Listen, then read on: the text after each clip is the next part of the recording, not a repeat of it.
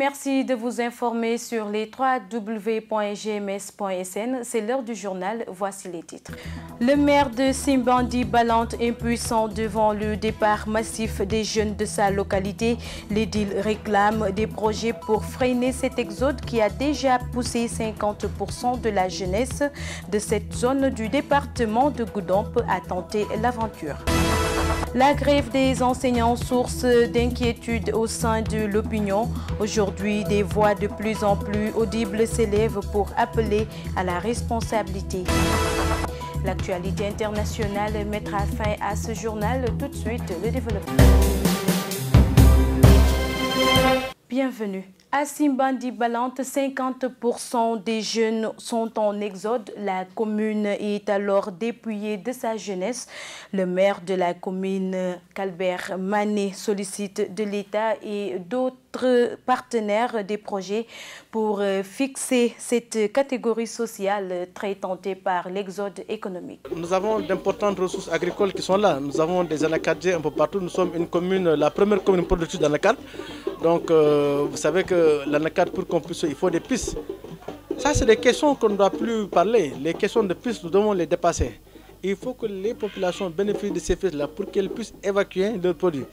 À quoi sert lorsqu'on va mettre des DAC dans des zones où on n'a pas de pistes? Non, il faut donc mettre les pistes, installer les domaines agricoles un peu partout pour permettre en tout cas à la jeunesse quand même d'être fixe. Vous savez que la commune a connu beaucoup de départs. Aujourd'hui, si vous venez ici, vraiment plus de 50% des jeunes, on ne sait même pas où est-ce qu'ils sont partis. On peut partir de là où ils sont allés. Parce que tout simplement, il n'y a pas donc de domaine agricole qui puisse fixer en tout cas la jeunesse.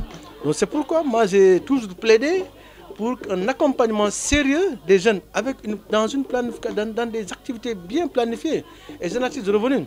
Vous savez que souvent on planifie derrière eux. Quand c'est des moments de politique, on les appelle, on fait tout ensemble. Mais lorsqu'il s'agit de planification, les jeunes ne participent pas à des planifications. Je pense qu'il faut changer la donne. Nous, en tant que jeunes, il faut changer la donne. Il faut impliquer les jeunes un peu partout. Et c'est ça quand même leur devenir. Parlons éducation à présent. Utiliser les approches orientées changement pour améliorer l'éducation de base en Casamance. Telle est l'opinion de l'organisation non gouvernementale Aide et Action. La structure a mis à profit 72 heures pour inculquer cette stratégie de mobilisation sociale à ses relais communautaires. Le reportage est signé Chertidiane Sissé. C'est dans un contexte marqué par une paralysie du système éducatif que l'organisation non gouvernementale Aide et Action a décidé de réunir les acteurs communautaires autour des approches orientées changement. On est en train de faire une série de formations à ces relais pour les outiller, pour les capaciter, afin qu'ils puissent continuer le travail au niveau du terrain, même après le projet. C'est dans ce sens qu'on les avait formés sur les techniques d'animation pour les outiller. Et là, on est en train de les former sur une approche qu'on appelle approche orientée changement. Cette approche permet de travailler sur les acteurs, parce que c'est bien de réaliser des activités. C'est bon de former, c'est bon de mettre en place des structures. Mais si ces structures-là ne s'approprient pas tout ce qu'on fait dans le cadre du projet, on va en fait aller à la fin du projet, sur des résultats qu'on n'aura pas atteints. Et cette communauté, pour la plupart du temps, c'est les enseignants, c'est les enfants, c'est les parents d'élèves, c'est les collectivités locales. Donc nous travaillons beaucoup à ce que ces différents acteurs-là puissent changer de comportement et qu'ils puissent prendre en charge les questions éducatives au niveau de leur terroir. Donc vraiment, cette approche orientée changement vient à son heure parce que notre principal partenaire qui est l'Agence française de développement, tient beaucoup à ces effets qui sont induits dans le cadre du projet. La vingtaine de relais concernés par ce renforcement de capacité pour une éducation de base de qualité en Casamance saluent sans réserve cette approche, leur offrant toutes les opportunités de jouer pleinement leur rôle dans la sensibilisation pour un changement de comportement dans la gestion de l'école en Casamance. Cette formation d'aujourd'hui concernant donc les AOC, donc approche orientée changement, nous permettra, nous, en tant que relais maintenant, une fois sur le terrain, de ne pas se concentrer seulement sur la réalisation des activités, mais aussi de jouer sur l'acteur. Pour qu'il y ait changement, il faut aussi que les acteurs changent afin que aussi ce changement puisse s'opérer au sein donc des communautés. Avec ces séries de modules administrés au relais communautaire, les bases d'une pérennisation des actions visant à améliorer la qualité de l'éducation de base sont jetées par Aide et Action au grand bonheur des communautés en charge de la gestion au quotidien des écoles dans les régions de Sédhiou et Ziguinchor. Toujours dans l'éducation, la crise scolaire qui mine l'école sénégalaise risque de compromettre les efforts des partenaires et l'avenir des enfants. La remarque est du directeur pays ONG Aide et Action qui invite les enseignants à faire preuve de responsabilité pour le bonheur du système éducatif. Alioune Badara Ndiaye, toujours au micro de Cheikh Tidiane Cissé. C'est clair que cette crise affecte profondément le système éducatif et affecte les résultats de tous les travaux, tous les efforts qui ont été entrepris depuis des années par l'État, par les bailleurs, par les partenaires sociaux eux-mêmes. Et qu'il n'est pas souhaitable que cette crise perdure. On a constaté qu'à l'approche des élections ou les années préélectorales, il y a des mouvements sociaux qui se multiplient. Mais c'est vrai que dans le système éducatif, on comprend que des corporations ou que des citoyens puissent revendiquer leurs droits. Mais je pense que la raison doit l'emporter et que les deux parties doivent s'asseoir et discuter pour trouver une solution parce que ce sont nos enfants, c'est le pays qui en pâtit. Je pense que les syndicats d'enseignants aussi ont leur responsabilité, ont leur rôle à jouer dans ce domaine pour sensibiliser les enseignants parce que l'enseignant est au cœur du système. C'est vrai qu'on dit que sans élèves, il n'y a pas d'enseignants, mais sans enseignants aussi, il n'y a pas d'école. En tout cas, l'école telle qu'on la conçoit aujourd'hui. Donc ça veut dire que l'enseignant est un élément important et il doit prendre conscience de son importance, mais aussi savoir qu'il a des droits, mais il a aussi des responsabilités vis-à-vis des enfants, vis-à-vis de la société, vis-à-vis de lui-même, parce qu'il s'est engagé dans cette vocation enseignante. L'appel que je lance, c'est un appel au dialogue. Un appel au dialogue, je pense que quand deux parties doivent négocier, il faut que les deux parties s'écoutent et que chaque partie fasse preuve de responsabilité pour qu'on puisse résoudre cette crise. Parlons culture, la riziculture au cœur du Kamanguen à Moulamp dans le Kassa. Les populations qui ont célébré la moisson ont été invitées à se tourner vers la modernisation des activités culturelles pour perpétrer cette tradition ancestrale.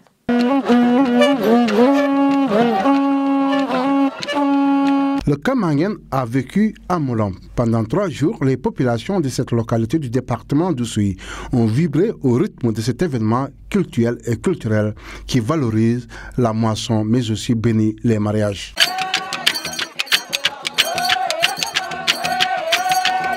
Le Kamanguen qui est vraiment une fête traditionnelle dont nous le savons, une fête rituelle, culturelle et culturelle qui se définit comme étant la fête de l'abondance, la fête des prémices, la fête de la lutte contre la faim. Le Kamanguen, c'est aussi le moment d'expression de la fraternité entre le Diola et le Emanaï, comprenez par là le riz. Mais pour perpétuer cette union, de plus en plus de voix s'élèvent pour conseiller la modernisation de la riziculture à travers notamment le remembrement pour augmenter les rendements. C'est vrai que ça fait très longtemps, la même culture.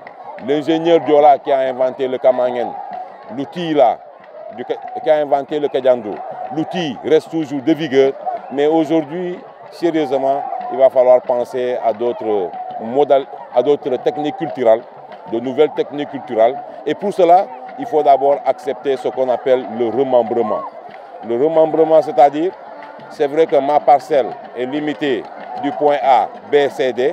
Maintenant, il faut tout détruire peut-être pour un peu utiliser ce qu'on appelle la proportionnalité après les cultures pour un peu récolter et prendre effectivement le taux qui m'appartient par rapport effectivement à mon périmètre. C'est donc un défi qui vient d'être lancé à Moulamp et à ses populations, mais pas que, car les populations du Kassa restent accrochées à la tradition et au mode de culture rudimentaire qui ont pourtant fini de montrer leurs limites.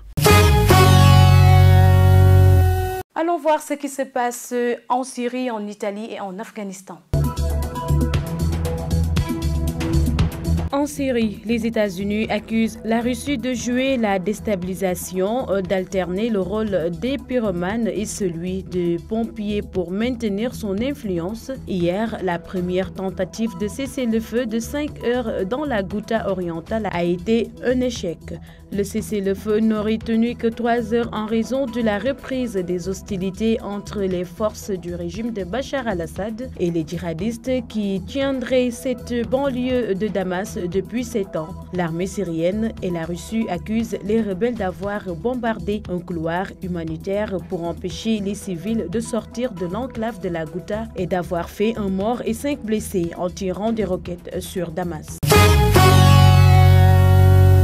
En Italie, vote ce dimanche 4 mars à l'occasion d'élections générales décisives. Parmi les thèmes du cœur de cette campagne, l'économie et l'emploi, mais ce sont les questions d'immigration qui ont suscité les débats les plus houleux. L'Italie est ainsi le pays en Europe qui a accueilli le plus de migrants chaque année. Les conséquences humanitaires de cet afflux ont été utilisées par des partis, en particulier ceux de droite, pour rendre les migrants responsables des mauvais résultats économiques et de la prétendue hausse de la criminalité dans le pays. Et enfin, en Afghanistan, le président afghan Ashraf Ghani a proposé de reconnaître l'île Taliban comme un parti politique légitime dans le cadre d'un processus visant à négocier des accords de paix pour mettre fin à une guerre qui dure depuis plus de 16 ans. Ashraf Ghani, lors d'une réunion à Kaboul préparée avec le soutien d'une délégation de haut niveau de l'OTAN, a proposé un cessez-le-feu et la libération de prisonniers. Il a affirmé être prêt à modifier la constitution dans le cadre d'un accord avec les talibans. La revue des quotidiens parue ce 28 février 2018, une affaire de Mohamedou Salif Ndiaye. Bienvenue à cette revue de presse de ce mercredi 28 février 2018. L'installation du Conseil supérieur de la fonction publique locale hier par le président de la République Macky Sall et la recrudescence dans les enlèvements d'enfants, ainsi que la réclamation de la tête du ministre de l'Intérieur à la suite de sa bourde, s'offrent les manchettes des quotidiens parvenus ce matin. Pour une meilleure gestion des collectivités locales, le quotidien national Le Soleil informe qu'un conseil supérieur de 20 membres a été créé et le président Macky Sall invite les élus locaux au respect des travailleurs. L'As quotidien renchérit, Macky Sall dresse des garde-fous. Selon le président de la République, cet organe doit apporter une nouvelle dynamique à la réforme de la fonction publique locale, rapporte le journal. Toujours sur le même sujet, Sud Quotidien rapporte les propos du chef de l'État lors de l'installation du Conseil supérieur de la fonction publique de faire des collectivités locales des démocraties territoriales. Le Témoin quotidien est également revenu sur le discours du président Macky Sall à l'allure de leçon sur la démocratie. Selon le chef de l'État, un élu ne doit pas faire dans la dictature. Macky Sall va plus loin dans Vox Populi et assène. Un élu ne doit pas utiliser ses pouvoirs pour combattre ses administrés, nous rapporte le journal. Quant à Walf Quotidien, la publication s'est intéressée aux difficultés de financement des collectivités locales et rapporte les aveux de Macky Sall à lire dans les colonnes de ce journal. Cependant, les faits divers continuent de défrayer la chronique avec la psychose des enlèvements d'enfants. C'est le titre qui barre la une de Vox Populi. Le journal rapporte que 2 présumés kidnappeurs sèment la panique à Bargny et 3 autres poursuivis à Touba, l'un d'eux arrêté. Toujours selon la publication, des Dakarois sont convaincus de la thèse de sacrifice humain. À ce propos, l'As quotidien nous informe qu'un homme surpris en train d'égorger un enfant échappe à un lynchage à Touba. Sud Quotidien note qu'à Mbour, la psychose des rapts d'enfants s'empare de Ngeko. La brigade de gendarmerie assaillie infirme la fausse alerte. Walf Quotidien s'intéresse d'un sujet de toute autre nature en revisitant ceux qui ont eu à occuper le poste de ministre de l'Intérieur depuis le magistère d'Abdou Diouf dans les années 90, avec Madien Kharidien jusqu'à nos jours avec Ali Ngouille Ndiaye. Le quotidien de Khariel titre « Le dérapage des ministres de l'Intérieur ». Après sa bourde sur la 2STV, le Témoin quotidien indique que l'opposition fait feu sur Ali Ngouille Ndiaye et réclame la démission immédiate de ce dernier. Toutefois, Pape Mayel Thiam et Abdoumbo s'érigent en bouclier pour le ministre de l'Intérieur. Sud Quotidien revient sur la banalisation de la candidature à la présidentielle au Sénégal et barre à sa une le diagnostic de la société civile. Selon Djibril Nying de PAC, La résolution de cette question interpelle la responsabilité de toute la classe politique. Valdiodio Ndiaye de marteler, un président, c'est quelqu'un qui a l'éthique, une vision et un projet de société pour son pays. Le Témoin quotidien s'intéresse à la visite officielle du président turc au Sénégal et écrit « Erdogan, un pays déjà conquis ». Le journal informe que face à des concurrents solidement implantés comme la France, la Chine et le Maroc, le président Erdogan va tenter de positionner les entreprises turques. En sport, Stade continue ses interrogations sur l'éventuelle attaque des Lions pour le Mondial 2018. Le quotidien se pose la question de savoir si Mambiram Diouf peut-il rêver de Russie. Nous terminons avec Sunulamb, le quotidien des arènes sénégalaises, qui revient sur les analyses de Hipongari à propos du combat qui va opposer Boy Niang 2 à Sa Thiès. La publication titre « La bagarre sera inévitable ». C'est tout pour les parutions du jour. À vos journaux et bonne lecture. Voilà qui met fin à cette édition. Merci de l'avoir suivi. Excellente suite des programmes sur les www.gms.sn et sur la 89.3 FM bien sûr. Au revoir.